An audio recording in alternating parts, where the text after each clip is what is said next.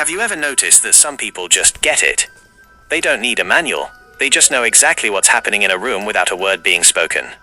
While you're busy trying to decode the words people say, they're busy reading the truth behind them. I've been there, that place where you're constantly wondering, am I missing something? You smile at people, you trust them, and then you get burned.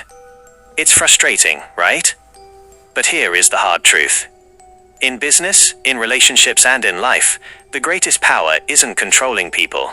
It's being able to read them. Most of us make the mistake of thinking that people show us who they are through their words. But words are just a mask. If you want to know the real person, you have to stop listening to what they say and start watching what they hide. Learning to read people isn't some mystical talent you're born with. It's a hard skill, a survival skill that no one ever taught you.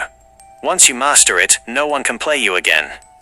The first thing you need to realize is that people speak with their bodies much more than their mouths. If someone is avoiding eye contact, they're hiding something. If they're holding your gaze a little too long, they're trying to sell you a version of themselves. Truthful people are natural. They don't need to perform.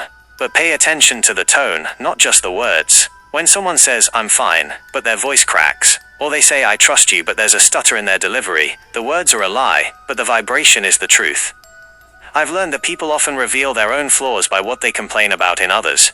If someone is constantly talking about how much they hate liars, watch them closely, they're usually projecting.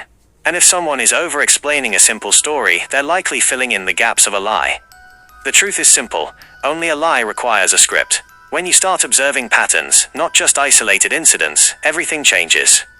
Watch how they treat people who can do absolutely nothing for them.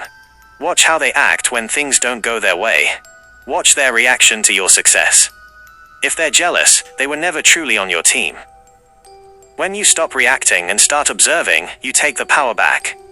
You move from being a target to being an observer. But here is the deepest, most uncomfortable part.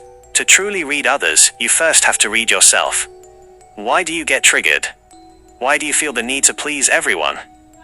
When you understand your own insecurities, you stop projecting them onto others, and you finally see people for who they really are. Not who you want them to be. This isn't about manipulating others, it's about protection and clarity. It's about setting boundaries so you stop wasting your time on the wrong people. Once you learn this, life doesn't get easier, but it gets cleaner. The fog lifts. You'll stop walking on eggshells and start making decisions based on reality, not on the illusions people project. Remember, you are the pilot of your own life. Stop letting people read you while you're still trying to figure them out.